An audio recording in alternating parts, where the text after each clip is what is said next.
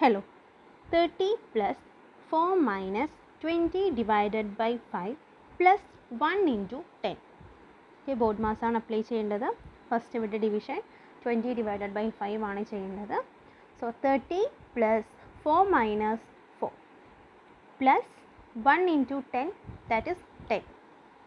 Okay, plus 4 minus 4 cancel ചെയ്ത് പോകും. അപ്പോൾ 30 plus 10 equal to 40. ഒരു ക്വസ്റ്റ്യൻ കൂടി ചെയ്യാം.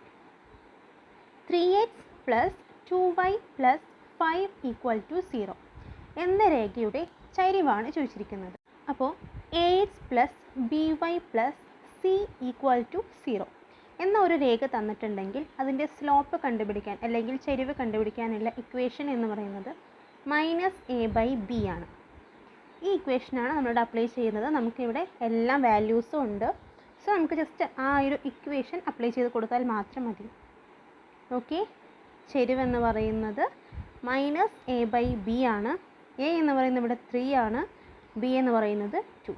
ദാറ്റ് ഈസ് -3/2 ആയിരിക്കും ഇവിടുത്തെ ചരിവെന്ന് പറയുന്നത്. അപ്പോൾ 3x plus 2y plus 5 equal to 0 എന്ന രേഖയുടെ ചരിവെന്ന് പറയുന്നത് -3/2.